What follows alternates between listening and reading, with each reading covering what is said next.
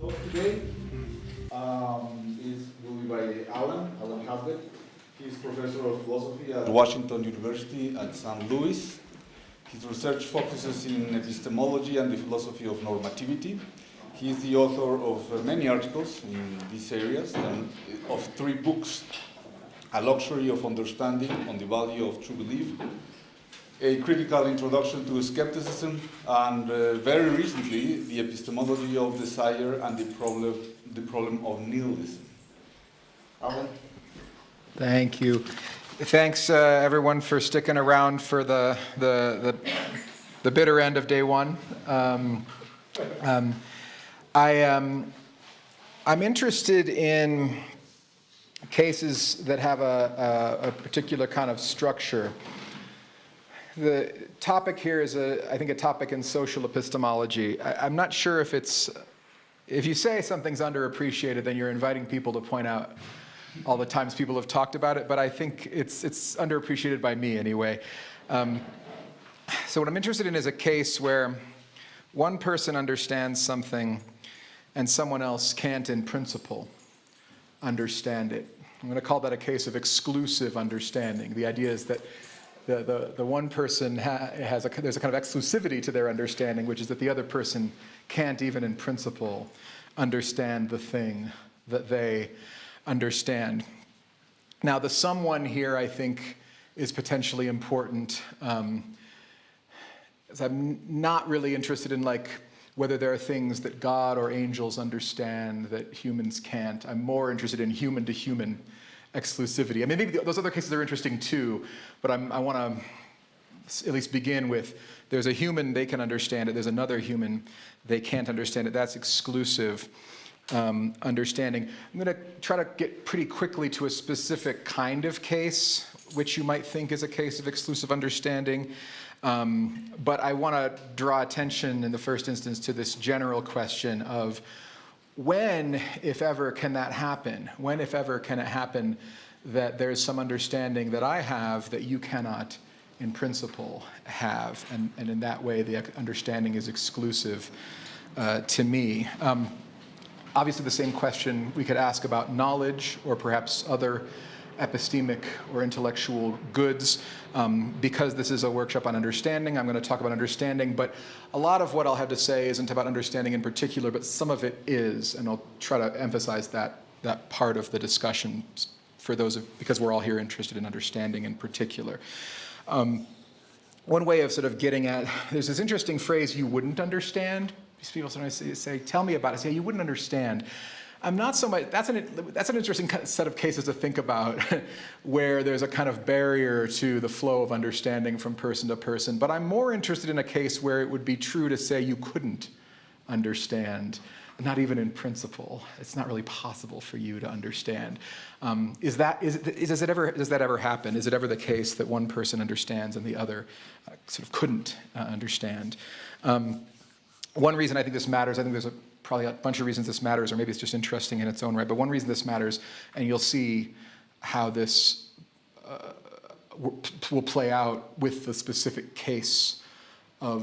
putative case of exclusive understanding that I want to talk about in the paper, is that it matters for responsibility. Because if I couldn't in principle understand something, then it couldn't be that I'm blameworthy for not understanding it. It also couldn't be that I'm under some kind of obligation to try to understand it. I guess I assume you're not under an obligation to try to get something that you can't get. Maybe that's not obvious. Okay, the case of exclusive understanding is defined in terms of what one person cannot in principle understand. So what do I mean in principle? Well, I want to set aside situations where I think understanding is in principle available, but is not, just the way I want to put it is, it's not available right now. So there are cases where you can't understand something which I understand because you lack evidence which I possess, but which you could acquire. So in that case, I don't want to say that's not a case of exclusive understanding. There's a sense in which you can't understand. You can't understand given your current evidential situation, your current evidential position, but you could acquire that evidence, and then you would be in a position to understand as I do. Another kind of case, which I suppose I take to be distinct, I don't know if it matters if it's distinct or not, is that it might be that you can't understand something which I understand, not because you lack evidence, which I have and you don't have.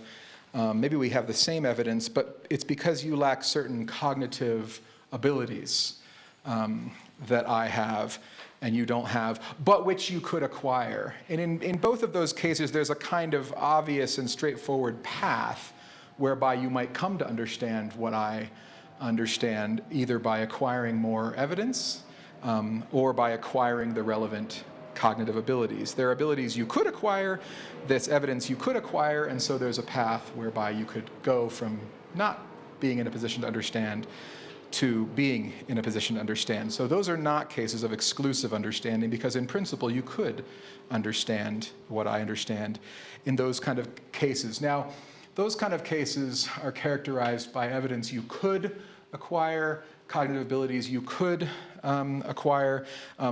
How strong is that could, right? Here's an example to sort of, and I don't have any particular thing in mind. So what it's going to turn out is that, you know, whether understanding is exclusive is a matter of sort of where you want to draw the boundary between what's in principle gettable and what's not in principle gettable. Here's an example that I kind of want to use as an example of something which is something that I think I could in principle understand in at least one important sense, but I'm very much not in a position to understand it now. Quantum mechanics. Could I understand quantum mechanics? I think surely yes, in at least this minimal sense. I am not essentially such that I don't understand quantum mechanics, right? It's not necessary that Hazlett doesn't understand quantum mechanics. But I actually think something a little bit more interesting about quantum mechanics than that. That's maybe a little bit too minimal. I think getting back to sort of could I acquire the evidence, could I acquire the ability, there is a path from where I am now to understanding quantum mechanics. And I sort of know the rough outlines of it too, right? Study, take a course, work hard, and I think there's a route there for me to understanding quantum mechanics. So that's something that is not in principle inaccessible to me. I could in principle understand quantum mechanics, even though I'm quite far from that now.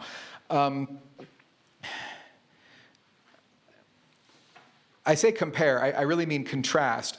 Take a marmoset. So I really don't know what a marmoset is. I just thought it was funny. It's like a little mammal or something. Could a marmoset understand quantum mechanics? No, it's essential to marmoset they don't understand quantum mechanics. For a marmoset to understand quantum mechanics, it would have to change its nature, right? It would have to like transform into a different kind of a being. There's no path. Like you get a marmoset, you say, okay, let's teach it quantum mechanics. You don't even know where you'd start, right? Whereas with me, we know what the path would be. So I want to say with me, it is in principle accessible in a way that it's not in principle accessible to the marmoset. So another way of, what's the upshot of this, is that when I say something is in principle understandable, it could be really hard, right? It could require a lot of work. Quantum mechanics is the sort of paradigm example of something that is not exclusive, at least when it comes to me and the physicist who does understand it. There's also maybe a case involving humans. This is sort of maybe getting back to what God or the angels can understand. Descartes has this nice thought. I think this is what Descartes thinks, that it's just not going to be possible for a human to at least fully grasp the nature of God. It compares it to trying to hug a giant mountain. You can't really get your arms all the way around it. You can get a little bit of understanding, but you're not going to get the full. And that's not just because you lack evidence or lack abilities that you could acquire. It's something about your human nature that prevents understanding in that case. All right, that's not like quantum mechanics, it seems to me. Okay, so upshot of that section is just that understanding isn't exclusive so long as there's a path whereby you could acquire the evidence and cognitive abilities needed, even if it's a very difficult path. Okay, so now I want to introduce the central would-be example of exclusive understanding. They might be all kinds of other interesting cases that we could talk about in Q&A. But I want to talk about the idea that the existence of social categories, and in particular social hierarchies, might generate cases of exclusive understanding. And I want to start with cases of exclusive knowledge. And I want to make as my jumping off point this. By now, this is a little bit historically stale. I was going to say this was a big deal when it happened, I think, or briefly anyway, in U.S. politics. But the American politician Bernie Sanders was asked to identify one of his racial blind spots, something that he was, on account of being a white guy, something that he didn't know or didn't get. And he said, when you're white, you don't know what it's like to be living in a ghetto.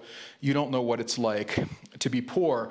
It's 2016, I think. Now, when he said this, he got a lot of flack because people said, well, you're implying that all black people are poor. Actually, he's implying that no white people are poor. That's also false.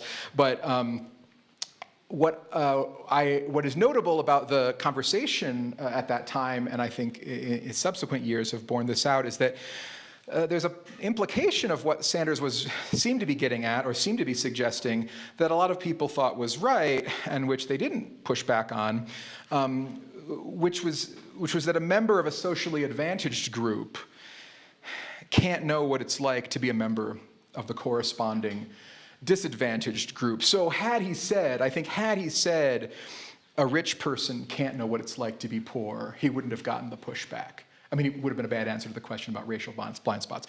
But he wouldn't have gotten pushback for saying something false. That, I think, is a quite attractive, in some ways, claim. A lot of people would say that's right.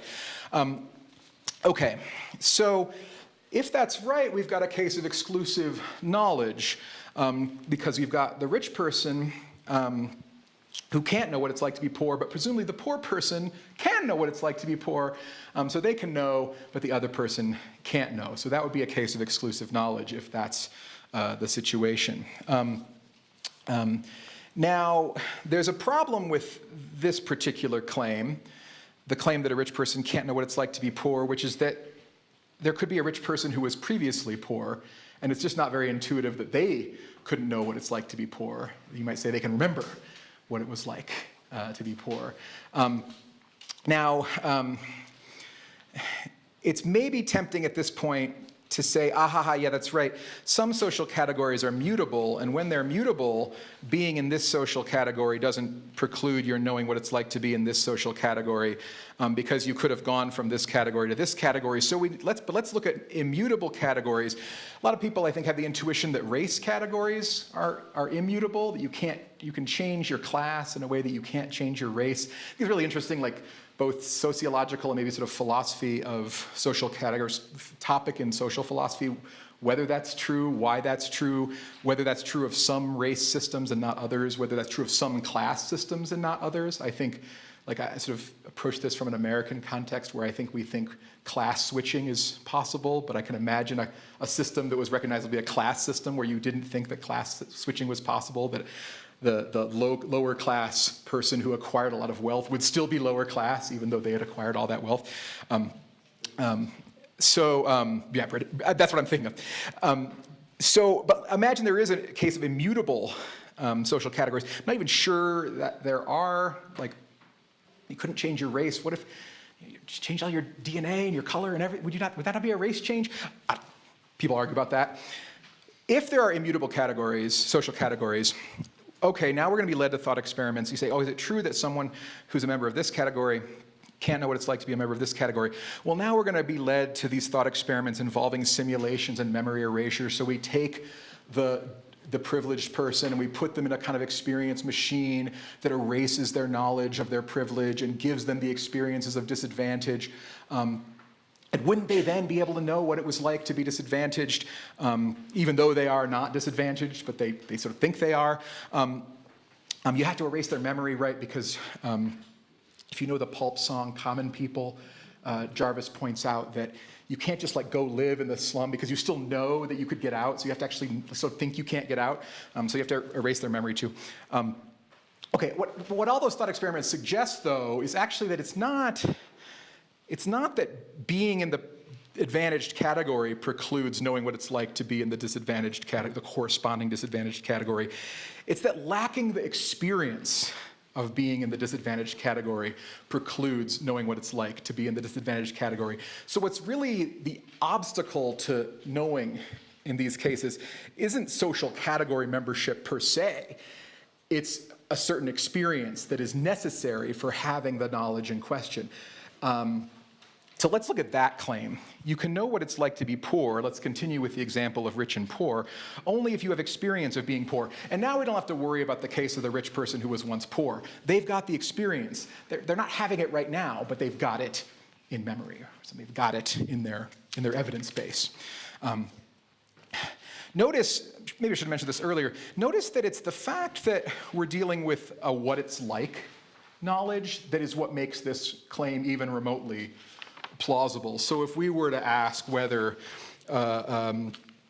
if we were to say you can know who is poor only if you have experience of being poor, that would be very implausible. Or if we were to say you can know when the poverty rate started to decline, only if you have experience, that would be implausible as well, right? So it's the what it's like to be poor question that is generating any semblance of plausibility here with this requirement of experience. Is this true, that you can know what it's like to be poor only if you have experience of being poor? Okay, here's one way of explaining it. If that were true, we could explain it by appeal to the experience requirement on phenomenal knowledge. I say phenomenal knowledge. I think I'll sometimes talk about qualitative knowledge. Those can be interchangeable, I think, today. If people want to talk a little bit more about that terminology, we can. I'm thinking of qualitative here as a useful term for indicating the what it's like. When we talk about knowing or understanding what something is like, we're talking about a kind of qualitative knowing or understanding, because it's the quality of the thing, the what it's like, is the object of knowledge.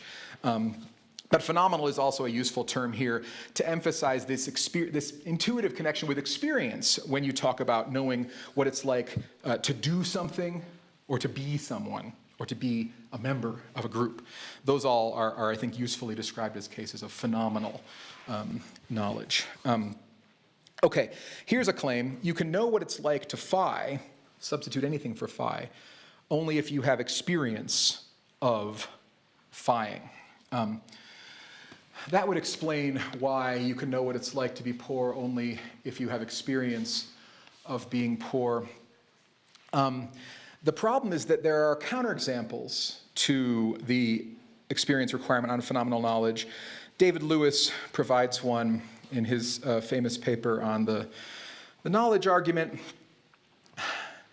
He wonders, as a train enthusiast, he wonders, what is it like to drive a hot train on a cold night? So it's like, it's a steam train with a coal fire in it, and so the train driver is in this presumably very hot train engine, but then there's a cold night, so there's all this cold air coming in the windows, and Lewis is like, what is that like? What is that? He really wants to know what it's like to drive a hot train on a cold night. But as he points out, you could find out by interviewing an experienced train driver, and it might turn out that they can explain it to you, and you could then know. So Lewis imagines, well, it might turn out that they say, well, what it is you're really hot on the bottom and cold on the top. And then you're like, oh, that's what it's like. Or he's like, oh, no, it could turn out that you actually feel like perfect, you feel like it's 70 degrees or something, like it's perfectly medium because they cancel out. So they can tell you, right? The train driver might be like, no, I can't tell you.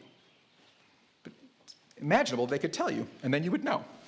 So the experience requirement looks false. And more recently, Yuri Kath, Amy Kind talk about some of the mechanics of how this goes, how the unexperienced might acquire knowledge of what an experience is like through the use of imagination, basically. We can talk about that more if people want to. I think the mechanics of how that goes are pretty interesting. Now, one thing you might have noticed is that I switched from an example involving trying to know what it's like to be an F, someone who is a member of a group, or a social group, a social class in this case. to a case of knowing what it's like to do something, to do an activity. So is there maybe a difference there?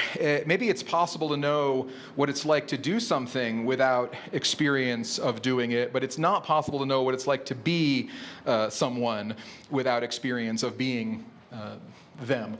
That makes it sound like it's one person, but we're dealing with what it's like to have a property, right, to be poor. I don't think there's really an important difference there between knowing what it's like to do something and knowing what it's like to be someone.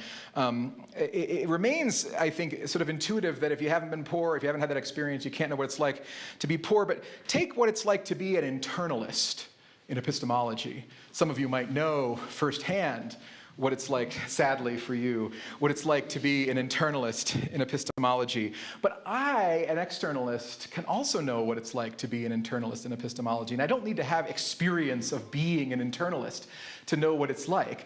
I can just, as it were, imaginatively project myself into the shoes of an internalist, and I think I know pretty well what it's like to be an internalist. Having studied those debates and having studied the perspectives of internalists, I think I know at least somewhat well what it's like to be an internalist. So I don't think it's the to be versus the to do thing that matters here. Sorry, I got a little, that's sort of a, I don't know if you call that a typo, but it should say, we're still talking about knowledge here. We're going to talk about understanding later. So it's dubious that knowing what it's like to be F requires having experience of being F, as in the case of knowing what it's like to be an internalist. Okay, here's another worry about the inexperienced person acquiring knowledge. I'm sort of moving into proceeding defensively here. I say, what are the best arguments we can come up with for why the person who doesn't have experience of being poor can't know what it's like to be poor? And I'm going to say these arguments aren't convincing me. Remember The Matrix? Does anyone? This becomes increasingly like. Do you remember this historical film from the previous century? In The Matrix, if you don't remember, Morpheus tells Neo, "No one can be told what the Matrix is. You have to see it for yourself." Now, spoiler alert: this is implausible in the story of The Matrix, because The Matrix is like a giant computer simulation that like sucks energy out of all these people who are hooked up to it. Okay, I just told you what The Matrix is. You can be told what The Matrix is, but maybe there's something in this neighborhood. Why was this line like a good? You know, why didn't people like say that line was badly written? Well, maybe it was badly written. You might think that when it comes to this qualitative stuff, telling doesn't work. You can't tell someone what something is like. You can tell someone who, you can tell someone what, you can tell someone maybe why, maybe you can tell someone how, but you can't tell someone what it's like to phi. So maybe what Morpheus could have said is, no one can be told what the Matrix is like. You have to see it for yourself. Okay, that sounds not obviously false in the way that no one can be told what the Matrix is I think, obviously false. Okay, well, if that were right, we could argue like this. Premise 1, no one can tell you what it's like to phi. Premise 2, if you lack experience of what it's like to phi, then the only way you could ever know what it's like to phi would be on the basis of someone telling you what it's like to phi. But since no one can tell you what it's like to phi, if you lack experience of what it's like to phi, then you can't know what it's like to phi. That's an interesting argument. Both premises, however, are dubious. Again, Lewis's case of the interview with the experienced train driver, I think, undermines the intuitive force of claim 1. There are some situations where you say, well, what was it like? There are situations where we say, well, I just can't tell you. I just don't know how to explain it, or I don't know how to put it into words. That can happen, but it's just not true in general that what it's like questions are always met with that response. Sometimes people say, let me tell you what it was like. Oh, what was the concert like? Oh, it was great. They did this, this, and this, and then this. You can tell people what things are like sometimes. So it's just not true in general that no one can tell you what it's like to do something or to be someone or to have a property. Now, what about premise 2? I think premise 2 is also dubious, and I think this is important because we get these debates about whether the inexperienced can know what something is like. Often, people often gravitate towards the question of whether you could ever know what something is like on the basis of testimony. You say, well, how could you ever know that on testimony? Wouldn't you have to see it for yourself? Wouldn't you have to know it on the basis of testimony? But I think that's a mistake to focus on testimony as the only possible source for the inexperienced. I think inference to the best explanation is a source of knowledge for the inexperienced. So we often use inference to the best explanation to acquire knowledge of things that we have not experienced. Let me give you an example of how I think that might go in the case of driving a hot train on a cold night. So imagine that I don't know any experienced train drivers, but what I do know is a lot of physiology and a lot about trains. So I'm a train enthusiast with a lot of knowledge, expert knowledge in physiology. And I think it's pretty easy to imagine that an expert physiologist who also knew enough about how the trains were constructed could infer what it's like to drive a hot train on a cold night based on their knowledge of human physiology. Another example of this. You know, they say for some people, cilantro tastes like soap, right? So I think most of us, we know that, at least our knowledge of that traces back to testimony of those unfortunate, afflicted by this condition, who tell us, oh, it tastes like soap. But it's easy to imagine, right, that it's tasting like soap has to do with the fact that, like, for them, the soap, like the soap parts of their tongue are touched in a certain way. You see what I mean? Physiology could be the route there. So you can easily imagine. Now it's possible that there's no way to know it except through testimony. But it's also easy to imagine some of these cases where the relevant scientific, physiological, neurological, cognitive scientific, whatever discipline is relevant, that relevant knowledge might enable you to infer what an experience was like that you hadn't had.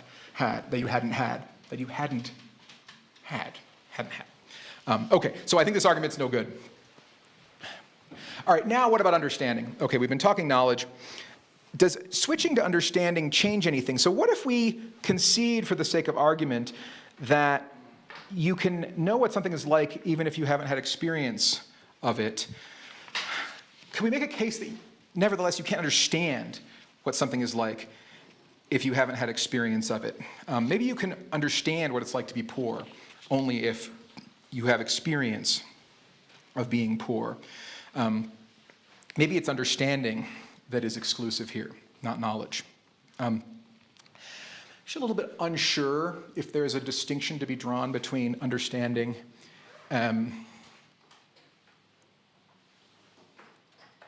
shoot. When did I start? Does anyone know when? I would tell you. You have 5:15, around then? You have 32 minutes. Oh, won't be that much. Well, we'll see. I hope not. So there are cases where there is a kind of knowing, understanding distinction that's pretty easy to draw. So, for example, it's pretty clear, I think, that knowing that P and understanding why P are distinct. It's easy to imagine someone, for example, saying, I know that the bridge collapsed, but I don't understand why the bridge collapsed. But it's not clear to me that you can, in the same way, find a case where you would say, I know what it's like to phi, but I don't understand what it's like to phi. We're thinking about what kind of cases would be well described using that language. It's quite a lot like Jake mentioned this a moment ago. The distinction doesn't seem like there's a distinction to be drawn between knowing that P and understanding that P. And I think the evidence of that is that it's really hard to think of a case where you would say, well, I know that P, I know that there's a tree out the window, but I don't understand that there's a tree out the window. Again, you can sort of cook up a context, I think, where you might be indicating something by saying that, but in the absence of the context, it's not clear what that would be to say. Whereas I think in the sort of in the absence of context, if I say, well, look, I know the bridge collapsed, but I don't understand why the bridge collapsed, okay, I immediately know what you're talking about. So I'm not sure there is an understanding, knowing distinction to be drawn here, at least not an intuitive one, the way there is a distinction between propositionally knowing that P and understanding why P. and maybe this came out in the Q&A, probably I suspect that knowing YP and understanding YP are not distinguishable either. Doesn't look, again, try to think of a case where you would say, well, I know why, but I don't understand why. All right, but maybe there's some more theoretical reasons to think there's a difference between understanding and knowing here. There's often said that you can transmit knowledge through testimony but not understanding. This is alleged to be an asymmetry between knowledge and understanding. But again, even if this is true, I don't think this is true, but even if this is true, I don't think it suggests that experience is required for qualitative understanding. Because you can have, as we saw, you might acquire knowledge of what something is like without experience, and not on the basis of testimony, but rather on the basis of inference to the best explanation. So even if testimony can never be a source of understanding, there might yet be ways, other than acquiring the relevant experience, of acquiring the relevant understanding.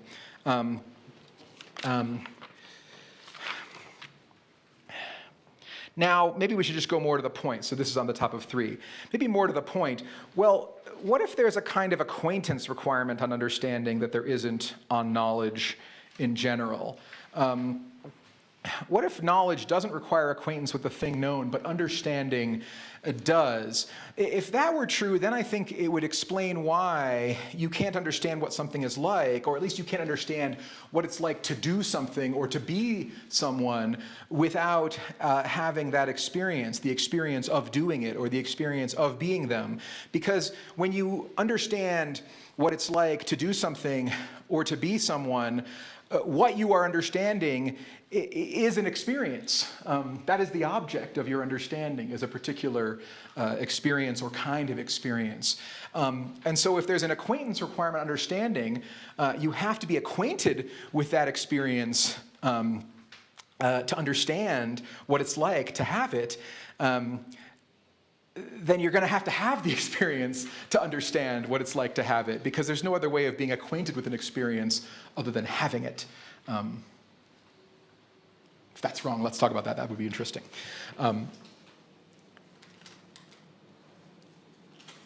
However, that requirement, the acquaintance requirement on understanding, has counterexamples, it seems to me. Stephen and Cardinal Newman may disagree. So an example from Quanvig's 2003 book, Understanding the Comanche Dominance of the Great Plains. I have no acquaintance with the Comanche dominance of the Great Plains. Not really clear what that would even involve for someone in this time to have acquaintance with an event long past. And yet it seems like one could understand it, at least to some fairly substantial degree. So there something beyond acquaintance due to time. Now something beyond acquaintance due to space, due to size, DNA. I think this depends on how you think a tunneling electron microscope works, or something. Maybe make it quarks, if you want, something that you really just can't be acquainted with. Or hell, maybe those things you can be acquainted with, but I take it you could understand the structure of DNA even if you weren't acquainted with DNA. I'm certainly not acquainted with, well, I don't think I'm acquainted with DNA, despite so how much of it's here in me. And yet I think you could understand its structure without being acquainted with its structure. And then finally, I think with sort of rationalizing explanations rationalizing psychological explanations, I'm not sure what it would mean to be acquainted with why the Mavericks traded Luka Doncic.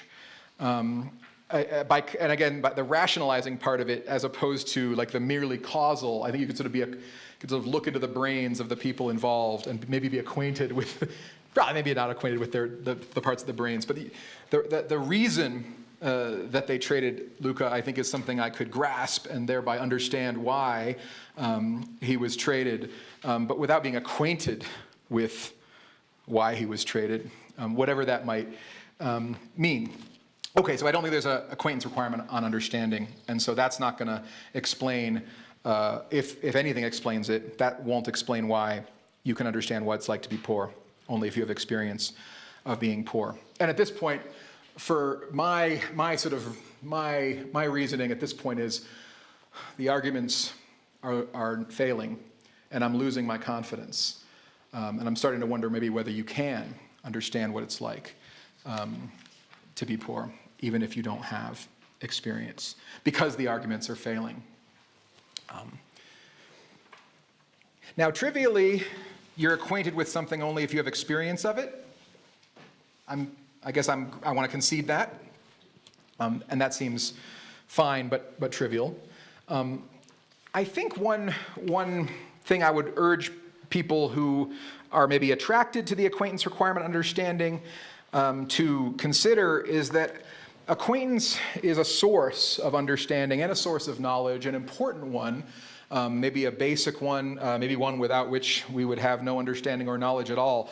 But it is not itself a species of understanding or knowledge, and it is not itself a constituent of understanding or knowledge. It is a source or cause of understanding and knowledge. So I think it's certainly want to grant, right, that acquaintance with a thing might be that which yields understanding of it. And acquaintance with an action, as when you do it, or acquaintance with having a property, as when you are a member of a social group, say, is going to put you often will put you in a position to understand what it's like to do that action or to have that property.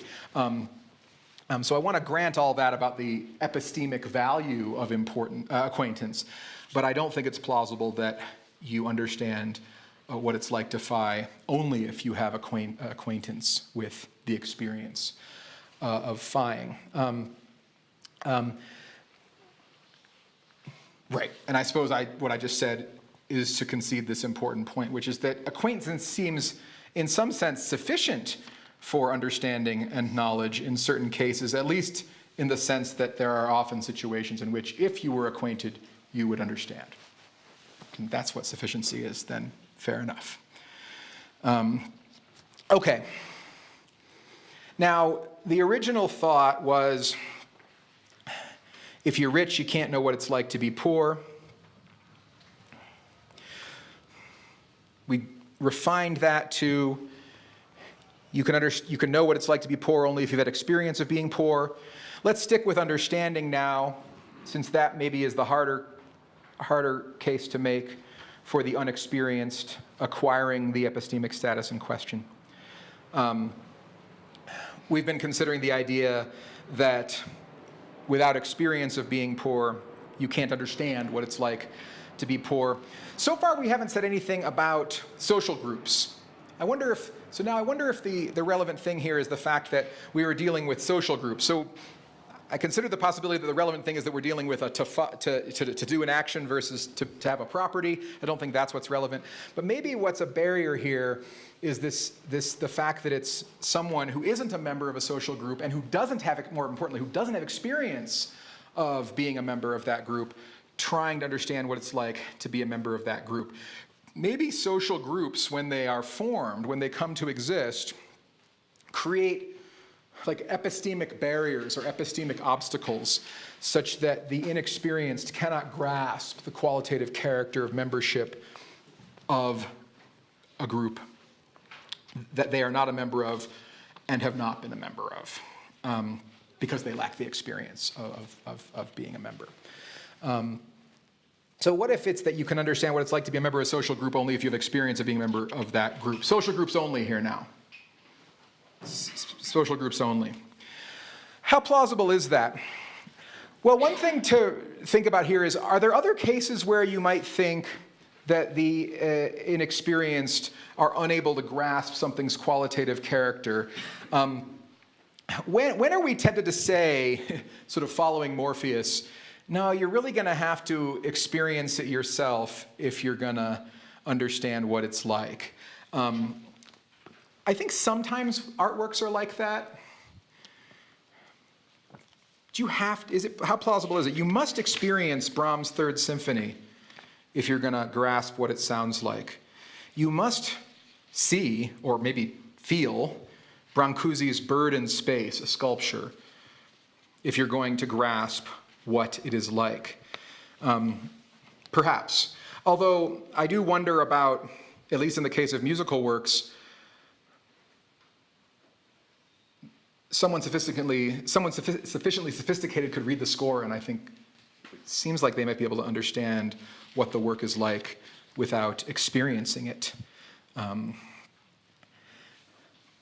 This maybe leads us to questions about what happens with score reading, what happens with imagination, whether imagination produces the relevant experience. We sometimes talk about cities and places this way. Snooty New Yorkers like to tell you that you don't understand New York City until you've lived there, or maybe unless you've lived there your whole life, if they're particularly snooty.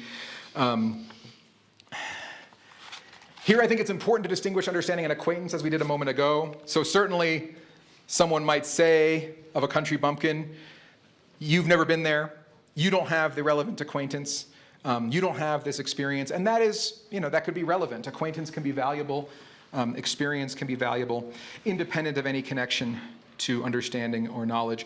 I'm not really sure, leave this open, I'm not sure how plausible it is that you can't understand what New York City is like unless you have experience of New York City. Now, one kind of case that maybe, another kind of case to consider is simple qualitative properties. So you might need, there's a purple object. I knew there'd be one. This shade of purple, can you understand what this shade of purple is like without experience of it? Maybe not, right? Maybe not. Durian, the fruit, is famously kind of weird tasting and hard to describe, such that people say only by tasting it will you understand what it's like or know what it's like. Maybe sounds like middle C are like that. Now the missing shade of blue looms large here, right? Maybe I can grasp the qualitative character of the missing shade of blue, even though I haven't experienced the missing shade of blue. But I think a more relevant thing here in the context of the social group stuff is to think, suppose it turns out that there are simple qualitative properties that you can't grasp the qualitative character of without experience of them. Is it plausible that, we're now focusing on social groups, is it plausible that social groups, each social group corresponds to a simple qualitative property such that unless you have experience of being a member of that group, you can't, is there some color or sound, something analogous to like a color or a sound or a taste property attached to poverty? I don't think that's very plausible. I think it's the art case maybe is better, where we think of it as a complex kind of experience that can't be grasped by the inexperienced. So that was just by the way of saying maybe, maybe not, but let's think in general about when do you need experience to grasp something's qualitative character. Now here is one last thought. A final thought is that the claim we've been considering is that you can understand what it's like to be a member of a social group only if you have experience of being a member of that group. Now, I think what's interesting about that claim, which would explain why you can't understand what it's like to be poor unless you have experience of being poor, if that claim were true, it would also imply that you can't know what it's like to be rich without experience of being rich. And yet, in standpoint epistemology, a theme in standpoint epistemology is that members of privileged social groups suffer from a special kind of ignorance that members of disadvantaged social groups don't suffer from. So the standpoint theorists want there to be an asymmetry between the privileged social position and the disadvantaged social position, such that the members of the privileged position are afflicted by a kind of ignorance that the members of the disadvantaged social position are not afflicted by. But if our present claim were true, both sides of the social hierarchy, as it were, would be afflicted in exactly the same way, right? The members of the advantaged group would be unable to understand what it's like to be a member of the disadvantaged group, and vice versa. But that's exactly what the standpoint epistemologists often don't want to deny. They want to say that when you're in the disadvantaged position, you actually get access to both sides of the hierarchy. You can know not only what it's like to be a member of the disadvantaged group, but you can also know at least somewhat what it's like to be a member of the advantaged group. We could talk more about this if people want to in Q&A. So there's a tension anyway between the idea we've been talking about and this interesting and I think worth taking very seriously idea in standpoint epistemology. All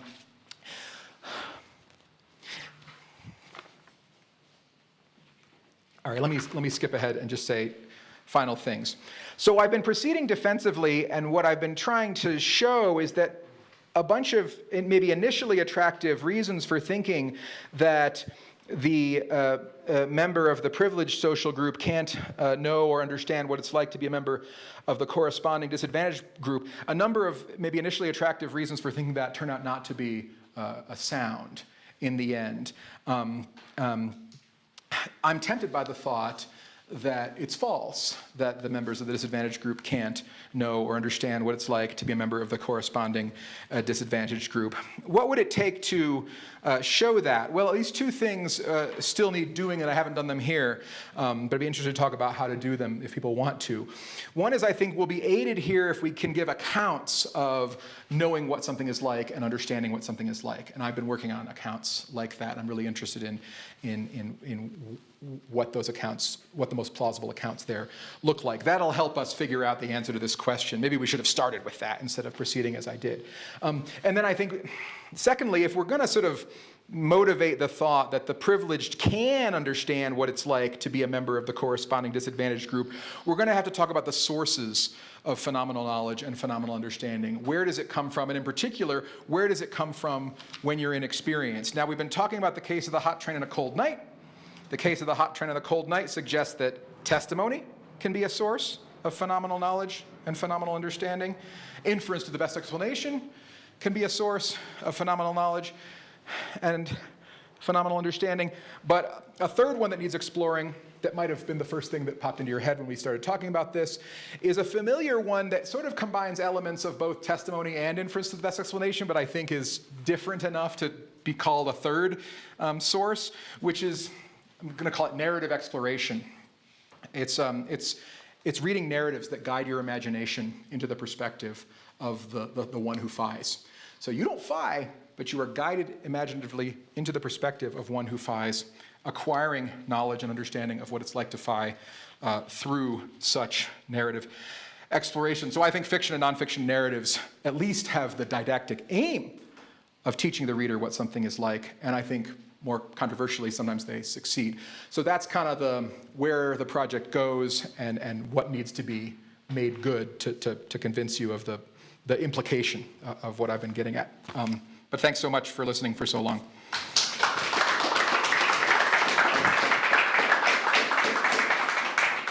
Okay, thanks. Questions? Oh my God, somebody has. Maria? Thank you very much. Very interesting. So I have Keep your hands up, please. two sources for this question, so it's going to be a little bit messy. First, I wanted to say, to ask you whether there is something particular about membership of certain types of social groups that resembles worldviews. Because it seems that something that happens with poverty is that it changes the way you navigate the world. And that doesn't necessarily happen with wealthiness in not an extreme extent. But as soon as you are poor enough, then things start changing for you. And that relates to, I have to admit first that I am a sort of inferentialist about ignorance. So that relates to the second point, which is that maybe what happens is if there is a similarity with worldviews, what is happening here in the asymmetry between understanding poverty and understanding wealth, richness, is that one structure is very opaque to us. And what poverty is doing with the worldview is generating patterns that are very non-intuitive to us, and that's the reason why we cannot reason as fast as we can imagine the ideal case. So being very rich in a sense, solves many issues, right? So the reasoning is, in a sense, straightforward, and we can imagine how it would be driving a Porsche in the coast of, in a very nice coast, and eating a lot of nice food, and spending a lot of, that's a very straightforward scenario for inferential patterns. But in the other case, we see many anomalies in those scenarios. For instance, homeless people in the US, they may be homeless, but they're still holding a job, like a real job. And then we, in a very comfortable position, we say, sometimes I don't feel like going to work. And these people are doing very strange things for normal or basic inferential patterns. So. Yeah, that's useful. I mean, one thought I have is that, and this maybe makes, whether this reduces the interest or impact of the claim that the privileged can indeed know, is that, well, how hard is it for them, right? In some ways, I welcome the idea that, this would explain why it's difficult. And it would explain why it's difficult in the one direction and not in the other. And that's great, because then the standpoint idea that there's an asymmetry would be vindicated by a differential difficulty in basically in imaginatively entering into the other perspective. It's easy, even when not rich, to imaginatively enter into the perspective of the rich, but it's not correspondingly easy to do the opposite, to go in the other direction. Now, one reason I want to say, well, I welcome that because if it's difficult, it's possible. And if it's possible, it's something you can in principle do. Now, of course, I started off by saying, oh, well, this all has to do with the ramifications for responsibility. Well, if something is so difficult, difficulty can have ramifications for responsibility too. So in some ways, I want to, at this point in the argument, I just want to get my foot in the door and say, it's possible in principle. How difficult is it is the next question, and that'll maybe tell us. I'm sort of interested here in to what extent are the privileged to be blamed for their ignorance. Well, if this kind of psychological perspective taking is extraordinarily difficult, then maybe they're not to blame at all, and that would be, I think, an interesting discovery. I'm sort of tempted to say no. There's some blame. There's some blame to go around. I think there's some blame to go around. Now, but what I'll say about this, I think it's a really interesting explanation. Okay, it's hard to, there's a distinctive worldview that tends to come with certain membership of certain disadvantaged groups. It changes inferential patterns, and those inferential patterns can be difficult to simulate. I added that word, but I think that was what, yeah. I think, okay, that's, just want to make sure that was a friendly way of putting the idea. Good. This is where I think the idea of using fiction and nonfiction narratives, why they're so valuable. Because instead of relying on ourselves to sort of simulate the relevant inferences, we are guided by the narration in doing that. And I actually think that's like a very powerful way in which certain kinds of stories can have a didactic result, which is by describing a character's thought process that is very different from one's own. I mean, so think about a narrative which, narratives of American homelessness, which just point out how often you're thinking about where am I going to go to the fucking bathroom, right? That I do not walk around the world thinking about where am I going to go to the bathroom. But if you have no home, if you're unhoused, you're constantly thinking about where can I legally or like semi-legally go to the bathroom. So a narrative that puts you, that makes those things salient and causes you to, you're not going to do that on your own, I think. It's something that is, but if a narrative guides you in that way. So I think this is sort of, I guess my thought is, the difficulty of simulating a different worldview, which involves very different inferential patterns, it may be that can only be overcome with outside help, with the sort of the help of a technology. But that's what narrative fiction and nonfiction can do. But that's sort of part of the promissory note part of the thing, so that's a promissory note. Thank you very much. So just two quick things. First, I really agree with what Maria said, that, well, one of the points was that even if you were right about in principle understanding, it's still ethically important point that for someone who's privileged, it's hard to understand someone who's not, and that is kind of where all the game is, the difficulty level, not the impossibility. I mean, just a prior, I would say, of course, it's metaphysically possible. It's very, it's a very low bar to clear, but it might be super hard, or unlikely, and this is ethically important. So I think focus we can be a little bit there.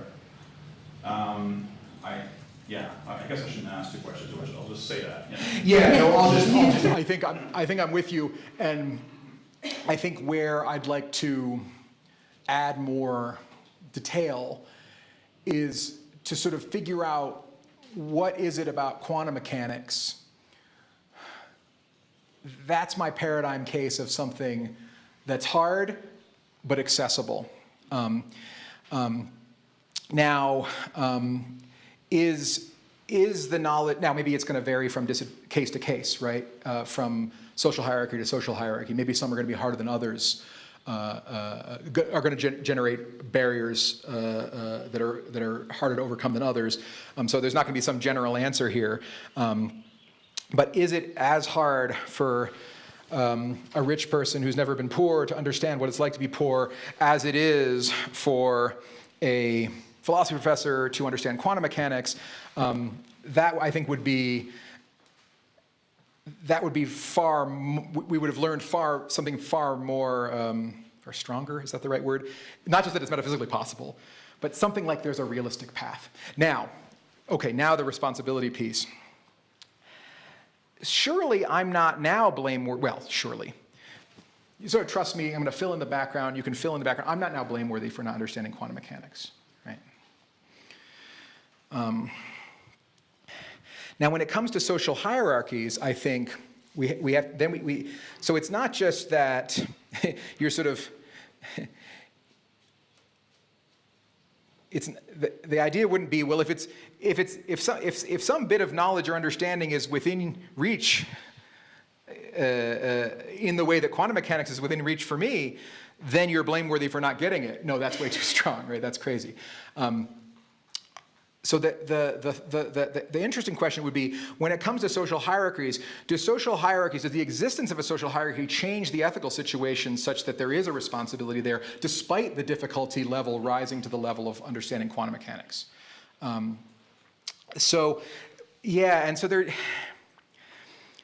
This is helpful. It might be very useful. I mentioned sort of responsibility and blame. It might be worth distinguishing between the question of responsibility and blame and the question of reasons to inquire.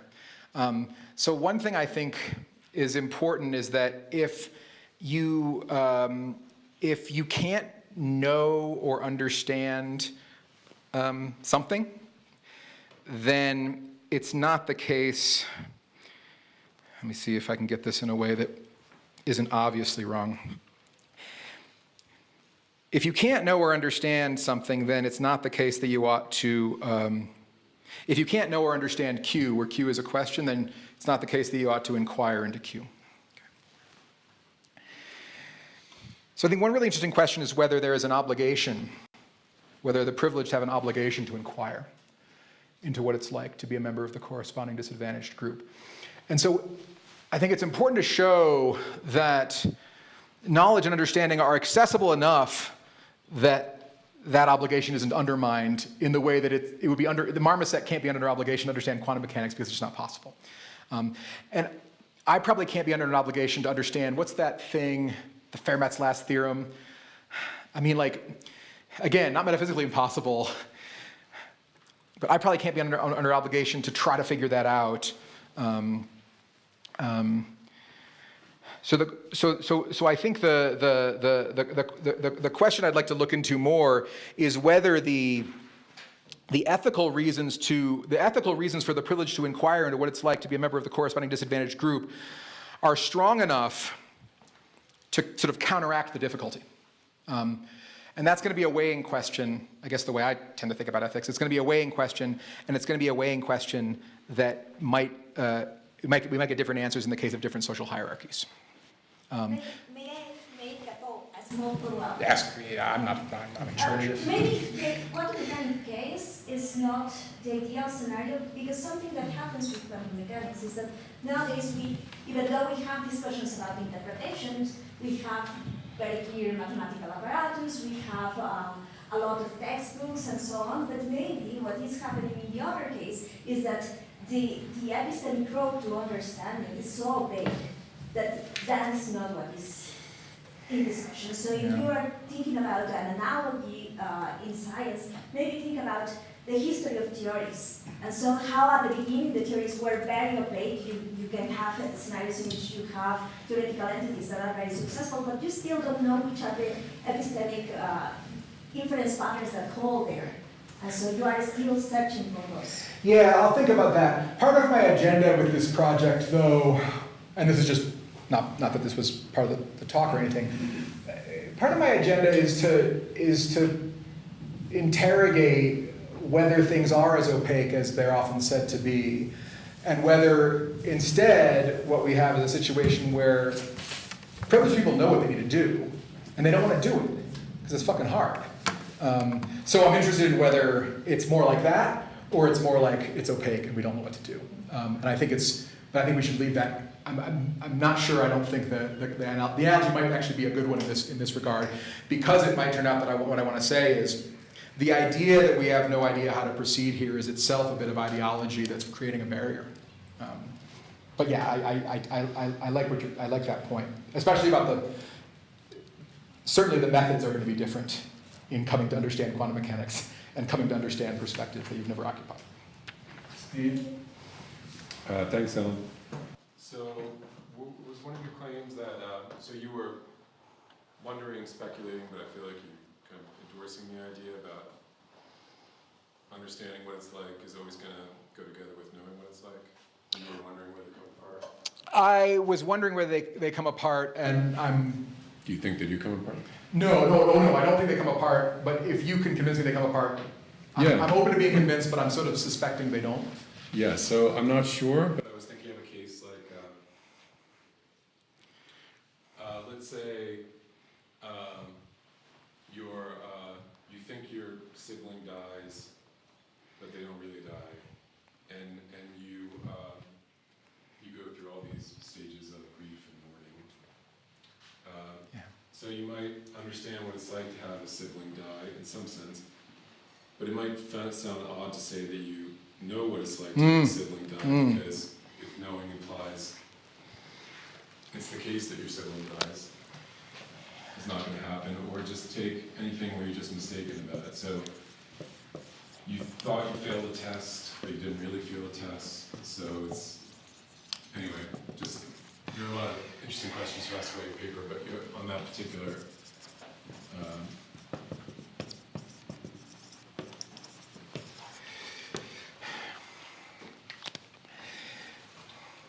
I guess you could get in the frame of mind where you could know what it's like to fail a test, even if you didn't fail a test because you went through all the stages. You can know what it's like for your sibling to die, even if your sibling didn't die. Right.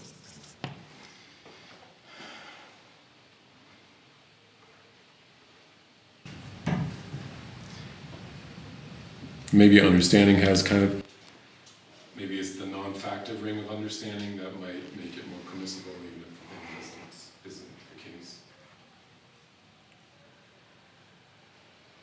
Right. Yeah. So sorry. One thing I haven't really this made me think about is just the sort of semantics of what it's like to phi expressions.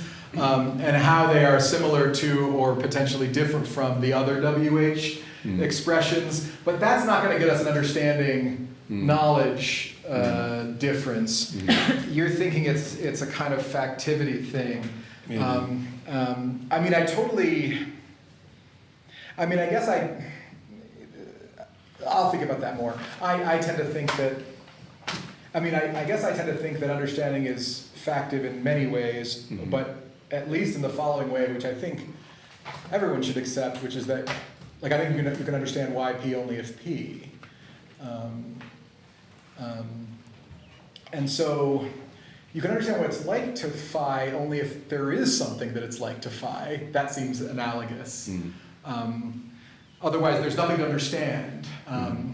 It's like you can't know who died unless someone died. There's got to be there's got to be a thing to know. But what it's like focuses more on the experience and the reaction. Anyway, I'm not sure about the case either. I just put it out there for you as you continue. Yeah, I'll think about that more. I suspect what I think is that because I don't detect a difference between knowledge and understanding in general on this score, I'm not going to detect it here. But I also it's no part of this project to, if people in general want to say that understanding doesn't have the kind of effectivity requirements that knowledge has, then I wouldn't expect it to appear here, and that would be a reason, that would certainly be a reason to, that would be a fine reason to draw a distinction between knowing what it's like to phi and understanding what it's like to phi. I'm just not tempted by that, personally. Jake? Yeah. So about the responsibility question, I mean, so it seems like what you're getting at here, which is kind of a thing that people, critics of standpoint epistemology have long got at. It's like, it's not that there's this je ne sais quoi attached to some experience such that since you don't have the je ne sais quoi, you can't understand it, right? It's rather something like, because of the environment you ended up in, or the merely contingent facts of your history, right? That I was born to Italian-American parents rather than African-American parents or something like that. My environment is different, and I'm going to pay attention to different things, right? So that leaves at least lots of facts that can get you to know what it's like available to you. It's going to eliminate some sorts of experiences from you. Like, I'm never going to be discriminated against based on the color of my dark skin, right? That's like an experience that's more close to me, at least in America or something. Maybe if it was like, maybe in Sweden and I have dark skin or something. Like, but like, at the very least, I don't know. But at the very least, like, right, what the point is that all these differences are merely contingent differences.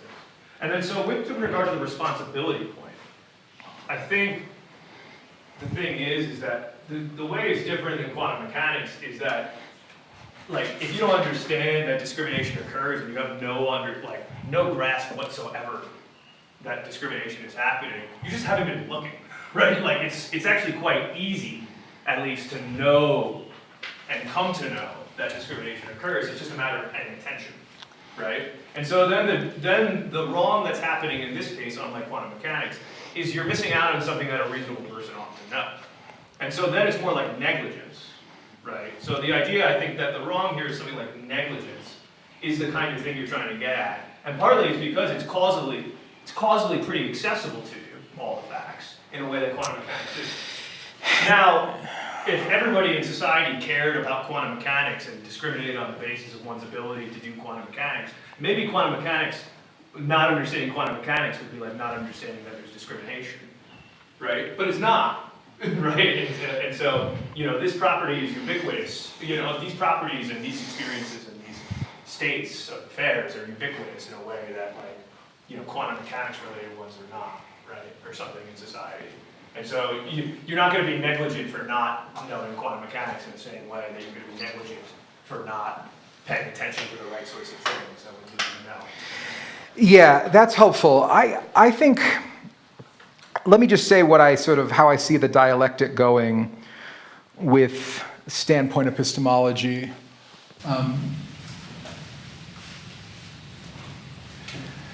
So we start with the idea that there's an asymmetry generated, an epistemic asymmetry generated by a social hierarchy.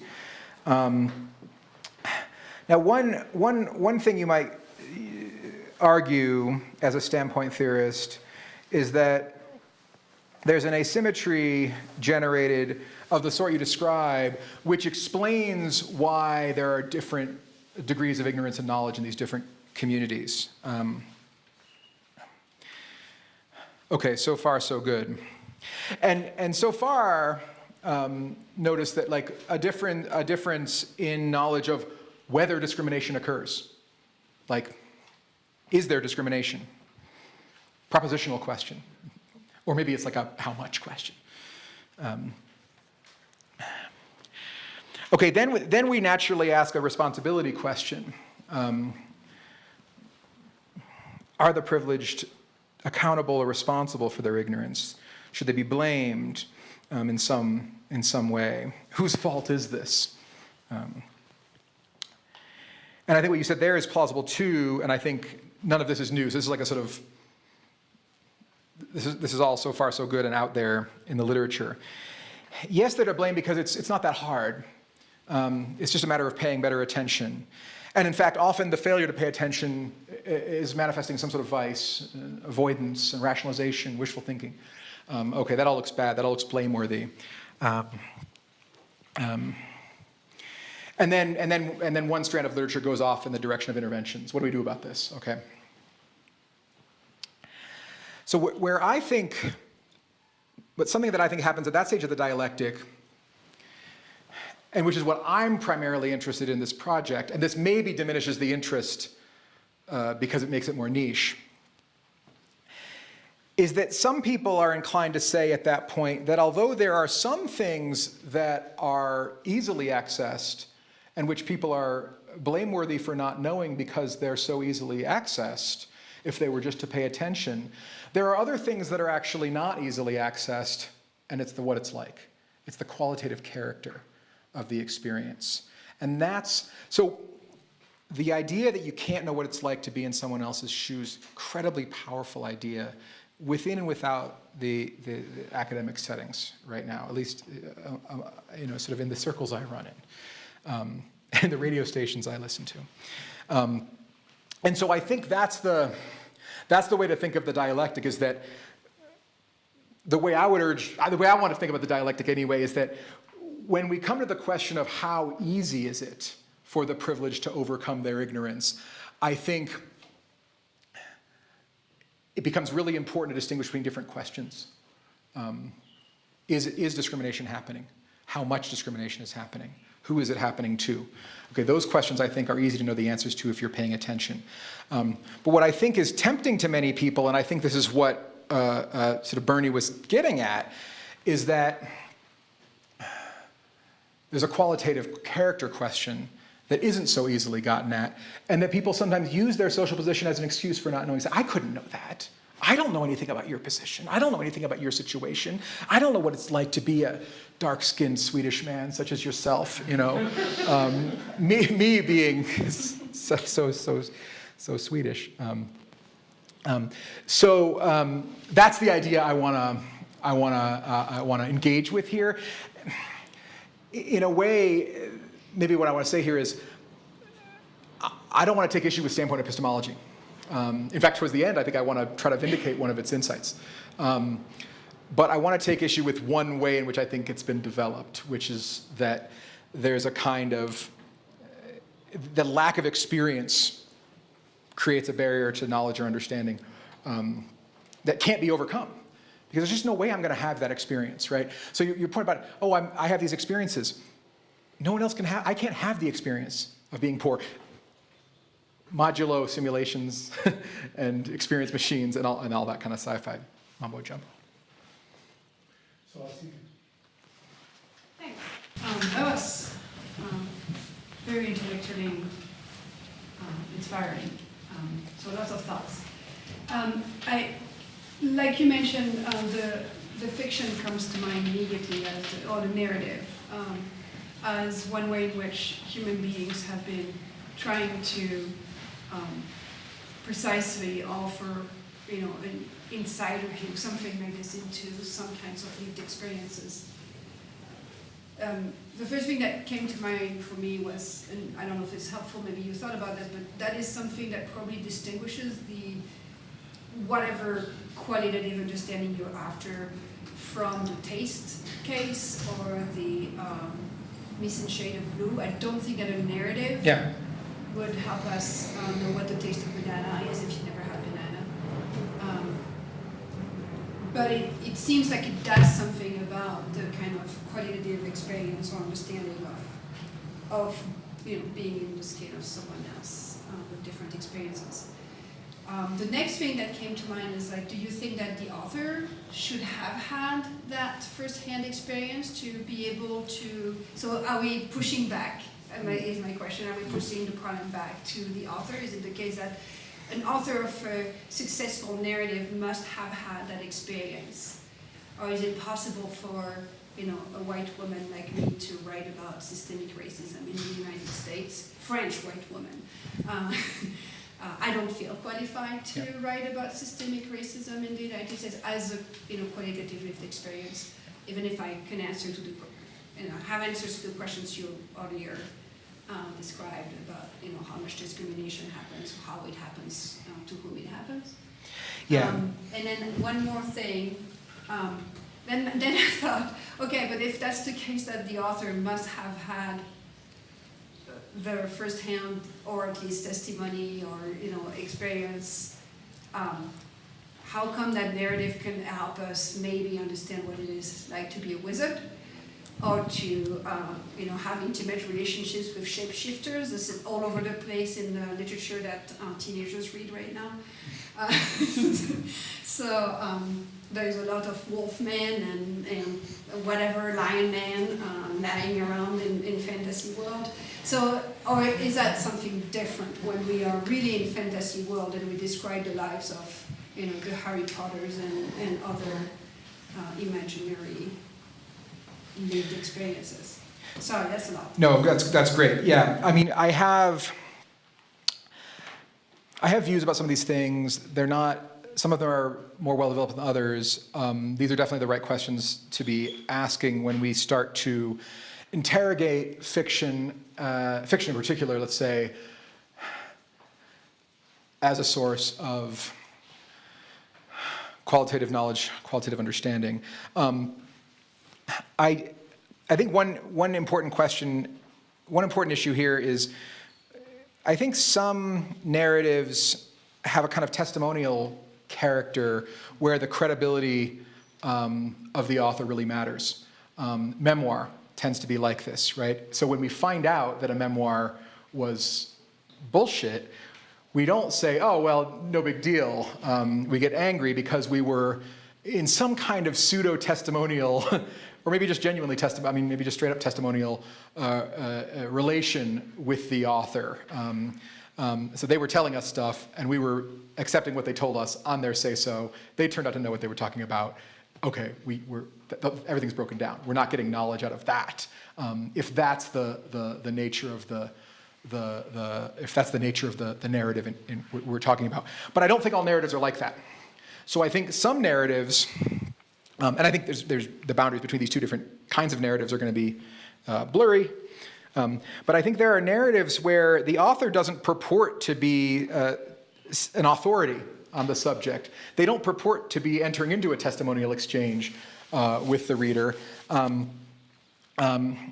They instead offer to, sort of use their narrative crafting skills to assist the reader in imagining a scenario. And they're not telling the reader, here's what it was like to be a black woman in the 40s, even though I wasn't one. That doesn't make sense, right? Now, the question of whether, a white French woman should write the novel exploring the contemporary black experience raises a number of extra epistemological issues. That there might be reasons not to do that have nothing to do with epistemology, right? To put it mildly, I guess.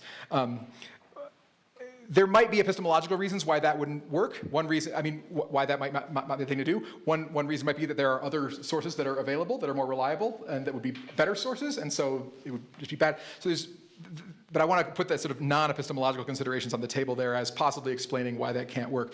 Because I do think it's possible for an author to be, again, purporting to tell people about what something is like that they haven't experienced sounds like fraud, whereas purporting to guide people through imagining something that neither of them has experienced doesn't sound fraudulent to me. And I think didactic fiction sometimes works in that way. Science fiction and fantasy are awesome. So one of the things I think that science fiction and speculative fiction more broadly are really good for is not knowing what it's like to be a wizard or to be in a relationship with a shapeshifter. And one of the things I think that we often want to know, there's a thing we often want to know what it's like, and it's not an experience, but it's like a way for society to be structured. So I'd love to know what it would be like for there to be no genders. What would that be like? And I don't just want to know the sort of the facts, like there would only be one bathroom or something. Like, no, I just want to know what it's like. I want to know what that would be like. Speculative fiction.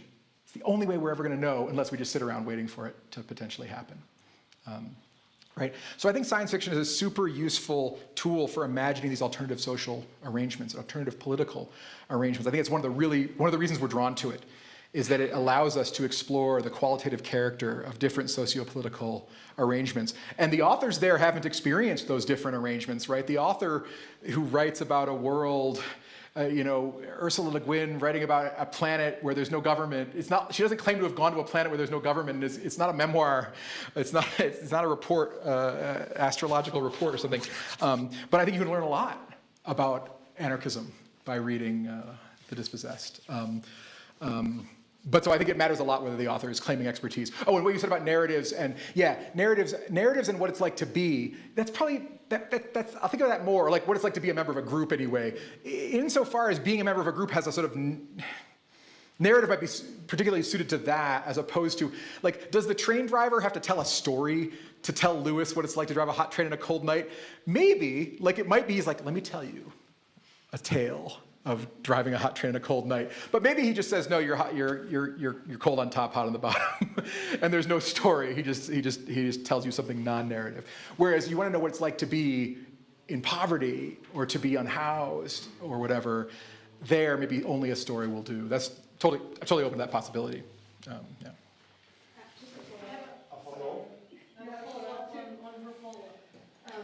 And that makes me think about how critical race theory always started with a narrative.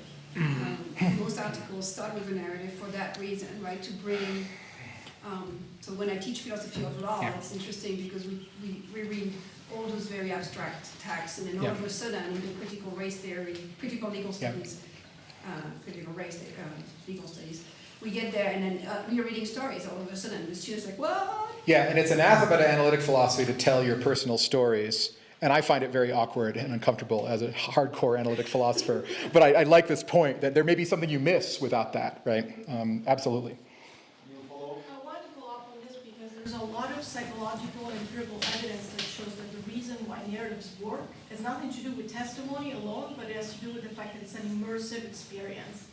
That when we read a book, we sort of temporarily mute our beliefs and we are able to temporarily adopt somebody else's beliefs, and we can actually change moral views. So that's completely different from simply like, let me tell you what it's like a report. It's maybe the thing that gets us the closest to the subjective character of experience in that sense. Yeah, and I think that sounds great. I think when it comes to this question of the sort of testimonial character of the exchange, whether and to what extent the author is telling you what something is like, one reason I'm reluctant to say that that's what's going on and there's a wide range of cases where I don't think that's what's going on, is that I think the reader often brings a lot more to these situations than we do in not that we don't bring a lot to a testimonial exchange in general, but I think often what happens is that, so there's like, there's a scene, have you seen the movie Brokeback Mountain? Yeah. Brokeback Mountain, these two guys, and they fall in love, and they're living in the mountains, and they're real isolated from society, and they live in this really homophobic society, and they're constantly worried about getting beaten up for their love affair, and the book that the movie's based on is written by a straight woman, I believe. So it's not that she, and this happens in the short story as well as in the movie, and the movie is not, the actors aren't gay. Anyway, here's the scene I'm thinking of. Sorry, spoiler alert, this is an old movie. I forget the name, Ennis. gets a call on the phone, and they tell him that Jack got killed because he was trying to fix his tire, and the tire blew up, and the tire iron, knocked his head, busted his head open, and he died. And he immediately envisions the guys beating him to death with the tire iron. He sees it. He sees it like instantaneously, right? So it's like, is E. Annie Proulx telling us that, like, she's not telling us something about her experience as a gay sheep herder in Wyoming or something, right? Because she never had that experience. Are the filmmakers telling us that? Is it their authority that's making that? Why does that scene resonate? It's because as soon as you see that, you're like, well, of course, they're scared to shit all the time. They're scared of being beaten up constantly and killed just for having this relationship. And so it's the fact that it makes sense to you that it has any impact, right? So yeah, you're definitely relying on the filmmaker to like give you this immersive, imaginative experience. But as soon as they show you that content, it's not like you're like, oh, interesting. I guess you would have thought of that. That would have been the first thing that came to mind when you heard your friend was killed, had died rather, was that he was actually murdered, right? It's like, oh shit, of course. Right? So you have to do a lot of inferential work there. So I think inference of best explanation is actually playing a big role in some of these fictional narrative cases. And it's less like testimony and more like IBE is what I want to say about that. We have to move on because we have 5 more questions that I want to continue. I was gonna say, it's not, the similarity would not trigger that reaction if the experience was not immersive. Because I can notice a lot of similarities and a lot of situations that might resonate with me rationally, but I would not, again, that sort of character would not be triggered if the experience was not immersive as that.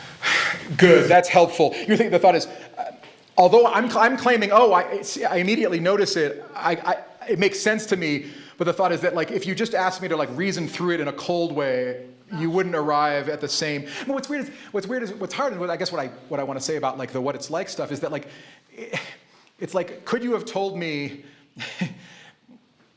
like gay men in clandestine relationships in Wyoming in the late 60s, early 70s were constantly worried about getting murdered? I'd be like, sounds right, I believe you. It's the feeling of it that clicks, right? I feel like so it's not so much like I'm like making an argument whose conclusion is a claim. It's like I'm making an argument whose conclusion is a feeling or something, and I'm like, oh, that feeling clicks. That's. No, but the feeling, like you're talking about what it is like, the experience, I think that's what you need. Yeah. You're talking about conceptual understanding. I can conceptually understand what it was like. I mean, just to give you the toy theory, right? So you know what it's like to phi when you have a representation of what it's like to phi. And you know that the representation, is accurate. And this is the feels. This is why feels are always going to be involved, because you could have the experience, you could imagine the experience, you could remember the experience, but this is the bit that's going to be episodic or iconic or whatever you want to call it. This is the bit that's going to be sort of non-propositional, but then you've got to have the accuracy component too. That's the toy theory anyway.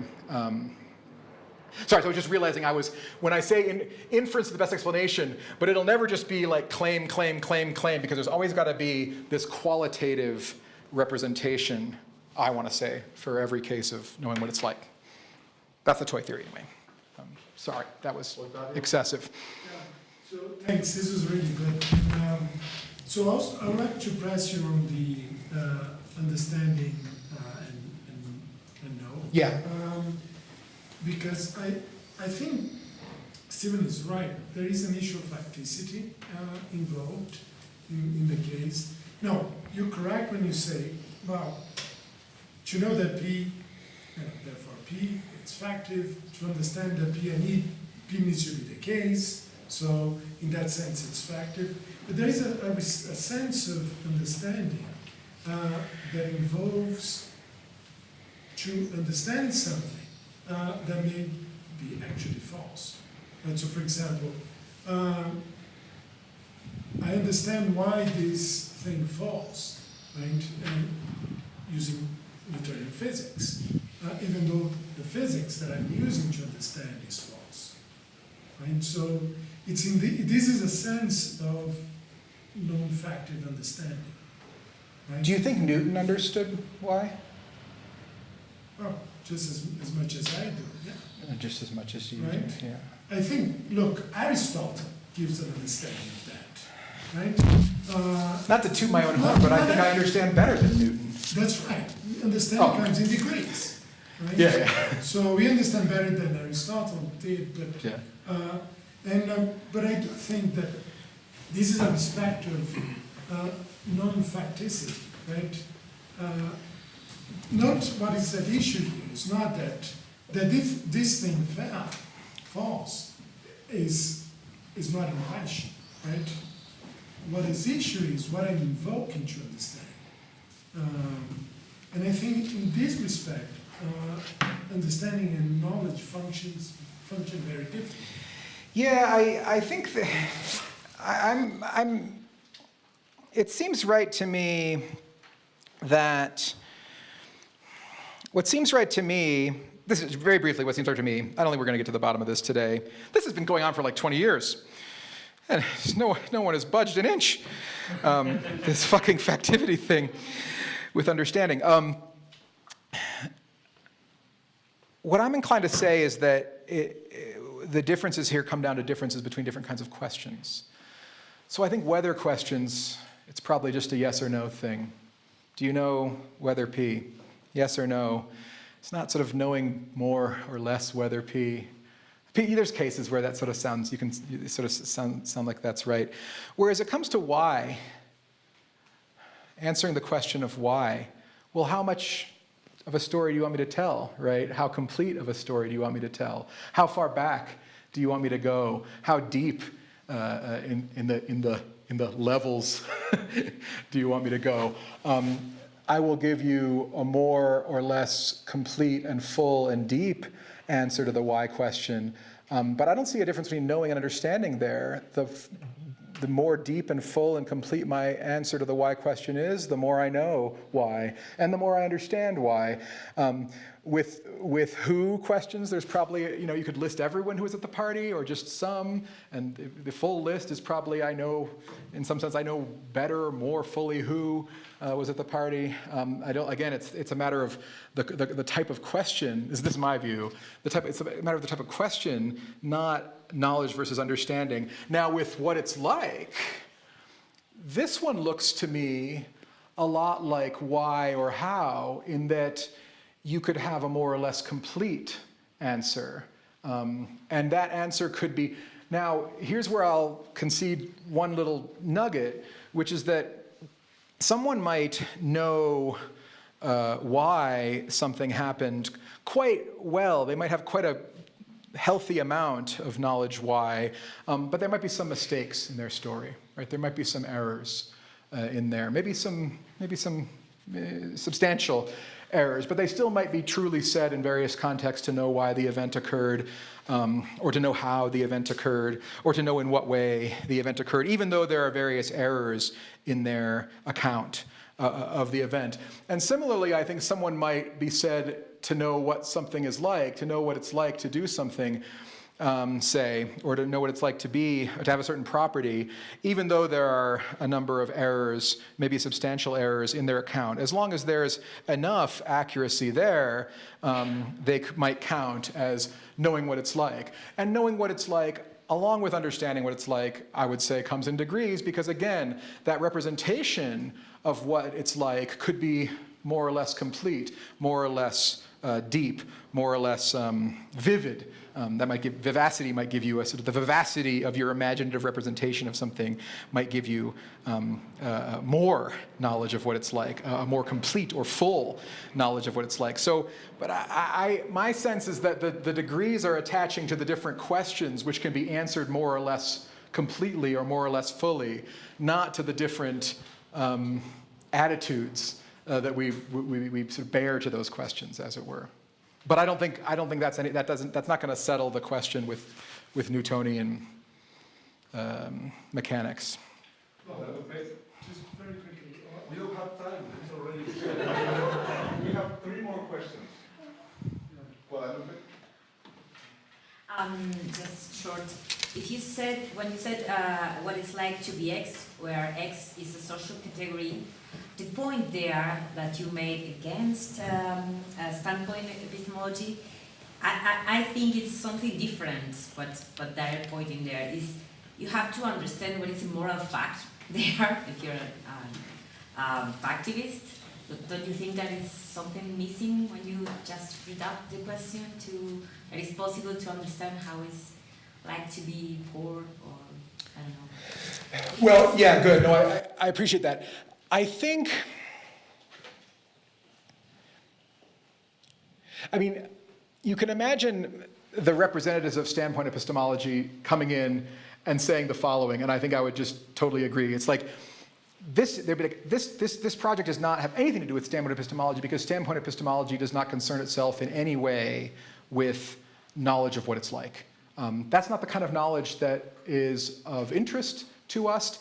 The kind of knowledge that's of interest to us is either like scientific knowledge. I mean, you think about these sort of the early like feminist philosophy of science standpoint theorists. I think they were not concerned with the qualitative character of anyone's experience to my limited knowledge of their work, but rather which scientific questions are you asking, which scientific conclusions are you drawing, and in what way is the knowledge that you're coming up with reflective of your social position. So that project doesn't really have anything to do with the sort of what I'm calling phenomenal or qualitative knowledge or understanding. Now, another thing I can imagine the standpoint theorist saying by way of saying this is a different issue, not one that pertains centrally to what's of concern in standpoint epistemology, is that the relevant knowledge that the privileged tend, on my view I would say they tend to lack, the relevant knowledge they tend to lack is moral knowledge, and it's knowledge of the injustice of the social hierarchy in question. And that's what the disadvantaged get quite sort of easy and immediate insight into, is the injustice of a system that they're on the receiving end of, whereas the privileged have all these incentives to look away and all these rationalizations that are made available to them and all these ideologies that the system itself provides to them so that they can avoid confronting the injustice. So it's a moral knowledge that is missing on their behalf, on their side, and more easily accessed, or maybe sort of almost automatically accessed on the other side of that social hierarchy. Right. So I think that's I just want to sort of concede that as a matter of, so this, in a way what I want to say is, what I want to think about more is, how does standpoint epistemology fit into my project at all? I don't want to think of this project as sort of a response to standpoint epistemology, but it overlaps with it in certain respects. I mean, in a way, maybe what I want to say is standpoint epistemology, yay, but not this bastardized version of it that says we are, the bastardized version of standpoint epistemology that I want to push back on is the version that says that we are more or less inevitably cut off from each other's perspectives by social hierarchies. And I think that's overly pessimistic. What we are is contingently, as a matter of fact, faced with some difficulties. And I think we often make excuses for being as cut off as we are. But so that's not really any problem for genuine, legit standpoint epistemology. Yeah. Isaac? Yeah, thanks for the talk. If we consider testimony an inference to the best explanation, how do you think we would account for the contrastive nature of a Chabotian understanding of what it's like to be free?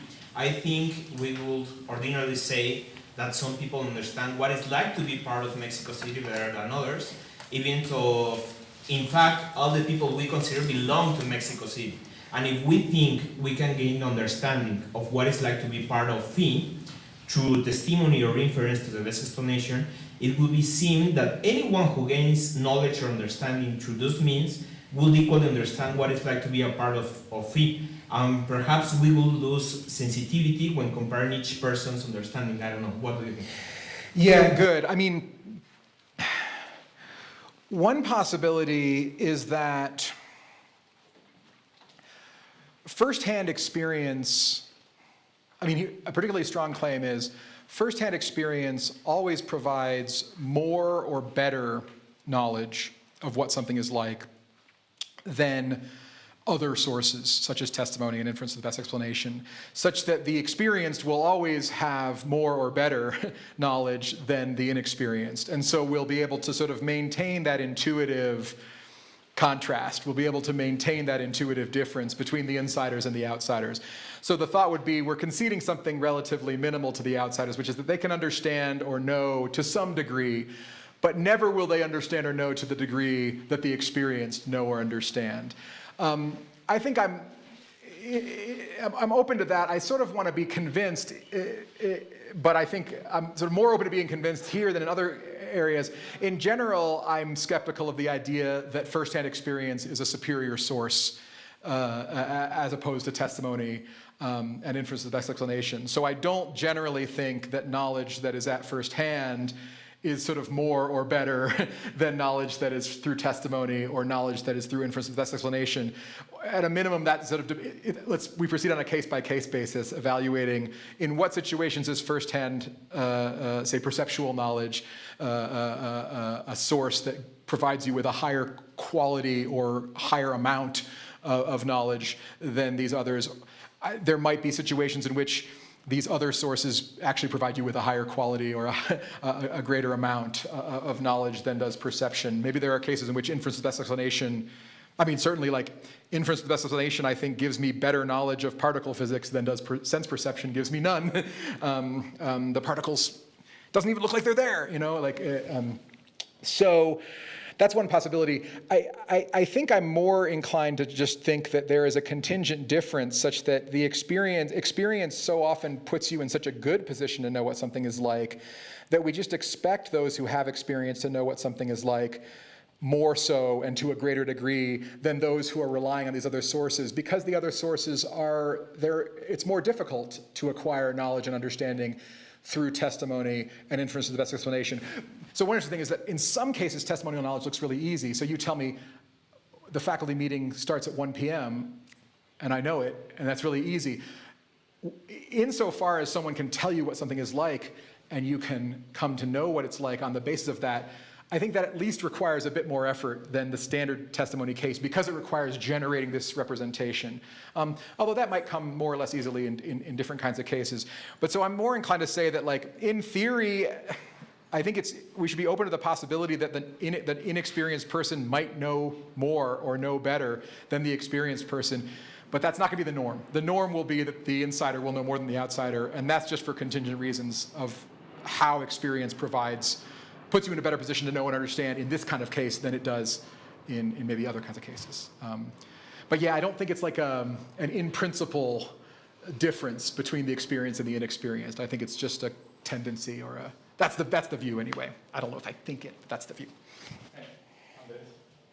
Thank you.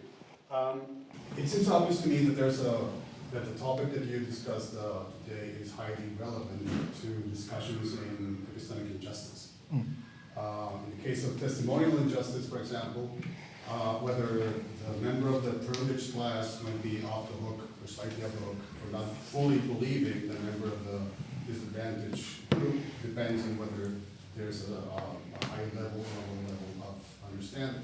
But I think the most interesting case is the other type of epistemic injustice, which is the hermeneutical injustice, where a member of a disadvantaged class doesn't understand his or her own condition because they don't have the concepts to understand it. I mean, the classical example is sexual harassment, and couldn't understand their own situation because they didn't have the right concepts. So there will be a case in which there is exclusive understanding because of the lack of concepts. I don't know if you've ever thought of that. Yeah, I mean, I definitely think.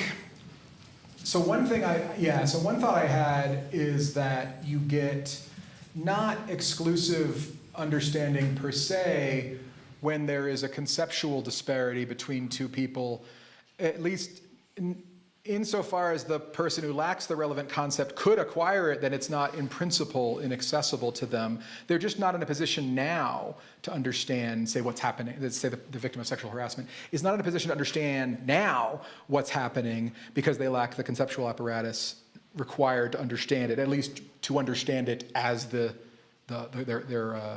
as their counterpart does, the counterpart who does have the relevant concept. But so long as that's a concept that they could acquire, then I think it's not technically exclusive in this sense. It's a situation where something is missing.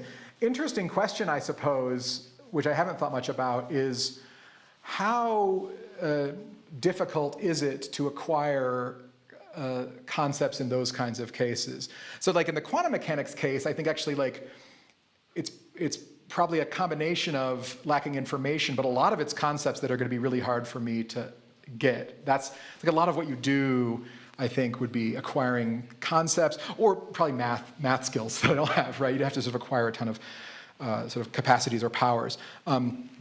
So I think, yeah, that's a really good, just in terms of, again, we're going to sort of like, we're going to think about, okay, we often have to balance, we think there's some reason to try to understand something. The strength of that reason has to be weighed up against the difficulty or the hardship that is involved in getting yourself into a position to understand the thing. How difficult or hard is it to acquire concepts in these hermeneutical injustice cases? In some cases, it might be very difficult, both sort of at the level of like, where do you find them, so to speak, but also at the level of like, I'm sort of thinking about the kind of case where acquiring a concept requires you to sort of re-see your whole life, and in a way that requires a lot of emotional labor. And so in that case, there can be emotional labor that stands between you and understanding something that you might have good reason to understand, but that might provide a powerful reason in the other direction. But yeah, technically, I want to say, at least if the person is capable, again, what's the strength of the capable? What's the modal strength of the capable? If the person is capable of acquiring the concept, then the understanding is not exclusive officially. They're merely not in a position now to understand. Well, in the case of sexual harassment, the concept didn't even exist. Somebody had to come up. Good. Sorry, I see what you're saying. Sorry, thank you. Yeah, no, good. So there's one kind of case. So good. I'm interested in the scope of cases in which someone understands something and someone else cannot, in principle, understand it at a time or over time. I didn't even think about that. So, like, yeah, like, I understand stuff that like Cro-Magnon, maybe that's not, a human. Maybe I was mainly thinking of cases where the two people exist at the same time. Maybe I was even thinking of cases in which the two people are sort of in the same epistemic community in some sense. That's what I'm tempted by this thought. I'm tempted by a kind of egalitarian thought here, that whatever you can know, I can know too, at least if I put the work in. And whatever I can know, you can know too, at least if you put the work in. Descartes, Meditations, right? Do the work, you'll get to know all the good stuff, right? The goodies are in your grasp if you just put the work in. But clearly not if there's some concept that won't be invented for 1,000 years and there's just no path. So I've been tempted to say, is there a route? Is there a sort of realistic route whereby I could go from where I am now? So if you imagine someone who it's really just not possible to sort of create this concept on your own, then I think maybe we're dealing with a case of where there's exclusivity, but it's over time. And maybe what I want to say is that the kind of exclusivity that I'm skeptical of is really exclusivity at a time between two humans who are in some sense in community with each other. And then I want to say, no, in those kind of cases, we can always come to a shared understanding if we put the work in. But that's a super helpful, I didn't think about time at all in connection with the statement of the idea.